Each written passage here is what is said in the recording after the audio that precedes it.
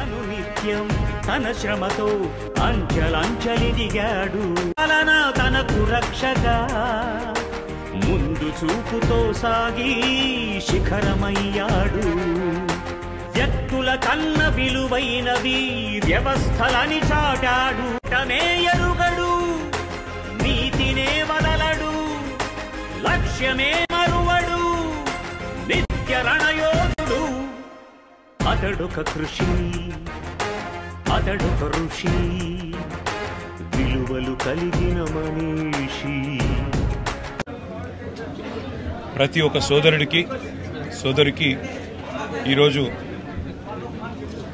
జరిగిన నష్టం సామాన్యమైంది కాదు. ఎందుకంటే తెలుగు పత్రికా రంగంలో, తెలుగు ప్రసార మాధ్యమాల్లో ఒక విప్లవాత్మకమైన మార్పుకు బీజం వేసిన మహానుభావుడు గౌరవనీయులు శ్రీ చెరుకూరి రామోజీరావు గారు. ఆయన ఈనాడు అనే పత్రిక స్థాపించిన తర్వాత తదనంతరం ఈటీవీ ద్వారా మళ్ళీ ప్రసార మాధ్యమాల్లో ఎలక్ట్రానిక్ మీడియా యుగంలో కూడా తనదైన ముద్ర, ఒక ప్రొఫెషనలిజంతో, ఒక విలువలతో కూడిన జర్నలిజానికి గుర్తుగా రామోజీరావు గారు చిరకాలం నిలిచిపోతారు.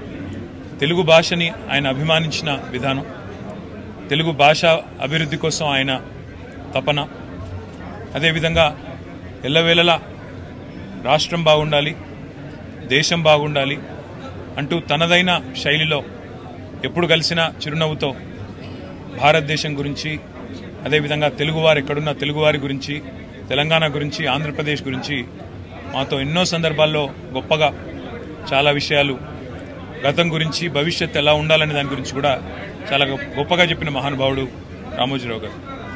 ఎన్నో సందర్భాలలో ఇదే ఫిలిం సిటీలో వారిని కలుసుకునే అవకాశం లభించింది. చాలా సందర్భాలు గంటలు వారితో కూర్చున్నప్పుడు ఒక మొబైల్ ఎన్సైక్లోపీడియా లాగా మొదటి నుంచి భారతదేశ స్వాతంత్రానంతరం నుంచి ఈరోజు వరకు చరిత్ర ఎన్నోసార్లు ఆయన నోటి వెంపడ విన్న ఒక అదృష్టం కూడా నాకు కలిగింది. వాళ్ళ ఆయన లేని లోటు నిజంగా కూడా తెలుగు పత్రికా రంగానికే కాదు, ప్రపంచవ్యాప్తంగా ఉన్న తెలుగు వారందరికీ కూడా ఇది తీరని లోటు. ఒక యూనివర్సల్ స్టూడియో స్థాయిలో ఇవాళ రామోజీ ఫిలిం సిటీని నిర్మించాలనే సంకల్పం ఏదైతే ఉందో, విజన్ ఏదైతే ఉందో, అది నిజంగా ఒక విజనరీకి మాత్రమే సాధ్యం. ఆ విజనరీ రామోజీరావు గారు. ఆయన ఇవాళ భౌతికంగా మన మధ్య లేకపోయినా ఆయన జ్ఞాపకాలు, ఆయన ఆశయాలు, ఆయన యొక్క ఆలోచనలు తప్పకుండా భవిష్యత్తులో కూడా మనందరికీ స్ఫూర్తినిస్తూనే ఉంటాయి.